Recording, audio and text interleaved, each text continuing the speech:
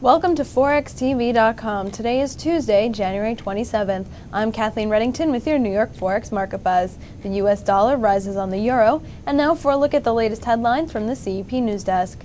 Consumer confidence in the United States was worse than expected in January. The U.S. Conference Board's Consumer Confidence Index fell to a new all-time low of 37.7 in January, following December's upwardly revised 38.6, which was the previous all-time low. Economists had expected the survey to rise to 39 in January. William C. Dudley, who heads the markets desk at the Federal Reserve Bank of New York, will become the new president of the New York Federal Reserve. Manufacturing activity in the U.S. Mid-Atlantic states improved to negative 49 reading in January, a rebound from last month's record low reading of negative 55. Shipments increased 1 point to a reading of negative 54, while the new orders component rose 16 points to negative 50. The employment index held steady at negative 40. Today we are joined by Rob Booker, the author of Adventures of a Currency Trader. Hi Rob, how are you? I'm good, how are you? I'm doing well, and we're seeing the pound rise again today. What do you foresee for sterling?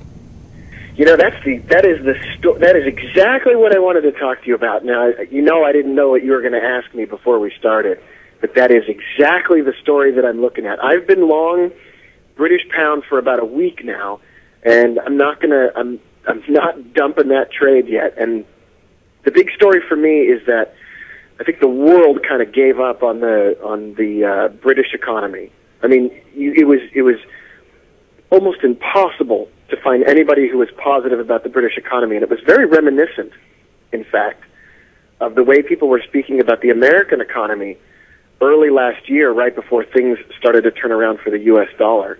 And so I've been sort of slowly accumulating a position long British pounds against the dollar and long British pounds against the Japanese yen, with sort of the perspective that there's a certain point at which things have gone way too far for way too long, and that there is a statistical unlikely possibility that it could continue to go that direction. At some point, things got to turn around. All right, so I don't know if my other questions will match up, since I already asked you what you wanted to talk about, but I'll try my best. The dollar and the yen are gaining on their counterparts today as people are looking for safe havens. Do you see this trend continuing for the day? That's the harder trend to predict. Because you got two economies, especially with the dollar and the yen, the American and the Japanese economies, that are sort of dealing with a massive economic problem, but not a lot of room on interest rate front to make any moves. So you've got the Fed sort of tied up with interest rates already near zero. You've got the Bank of Japan with interest rates already near zero, and those two issues are really sort of black boxes for me at this point. And when I'm thinking about trading any currency against the dollar right now or against the yen right now, I'm really focused on the other currency, whether it's the euro or whether it's the pound or the Canadian dollar. I'm focused on that other economy because I think we've reached the point where, with the American and the Japanese economy, where we already know what the story is, we know what the interest rate picture is, we already know sort of what the economic forecasts are like. And there isn't a lot that we're going to hear that is going to be a lot different than what we've already been hearing. So with the case of the Canadian dollar, I'm looking at oil. In the case of the Australian dollar, I'm looking at the Australian economy. The Eurozone and the British economies are kind of similar right now. So those are the stories I'm following, and I'm not really paying as much attention to sort of exactly how strong or weak I think either the American economy or the Japanese economy is. And U.S. consumer confidence fell to a record low for the month of January, but equities are gaining slightly, and so is the dollar. Why do you think they're not feeling the after effect of this? Well, that's exactly, see, you are reading my mind today, so we must have eaten the same thing for breakfast, because this is exactly the point I'm trying to make, is that the story about the American economy has already been told. It's been told over the last 9 to 12 months. We already know that consumers are going to spend less. We already know that there's going to be a massive jobs decline over the next 3 months. We could reach non-farm payroll report losses that are in the 600,000, 700,000, maybe even approaching 1 million. We could lose 1 million more jobs in June, for example, easily. We already know that story. We know that consumer confidence is down. We know that home prices are probably going to go down. And there isn't a lot about the economy that we haven't heard yet. So I think we're kind of almost at the point where the bad news that we're hearing is not necessarily going to be priced in any longer, and it may have been priced in already.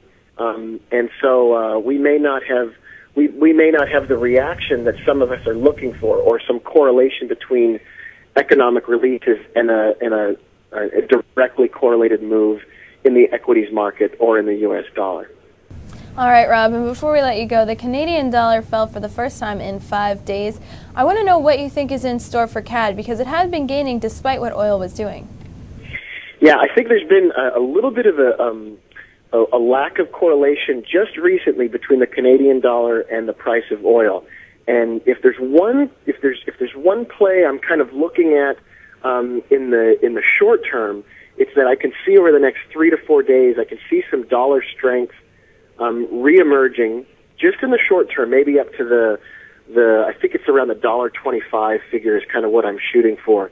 But then in the next month to 2 month horizon, I'm really looking for the Canadian dollar to perhaps make a resurgent move as the price of oil and the Canadian dollar sort of fall back in line with each other. So we could see maybe the dollar Canadian in particular fall back into the the $1.15, $1.16, $1.17 area is kind of what I'm looking at.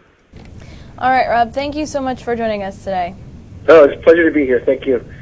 This has been your New York Forex Market Buzz with Rob Booker, the author of Adventures of a Currency Trader. I'm Kathleen Reddington. Join us later this afternoon, 4 p.m. exchange, right here on ForexTV.com.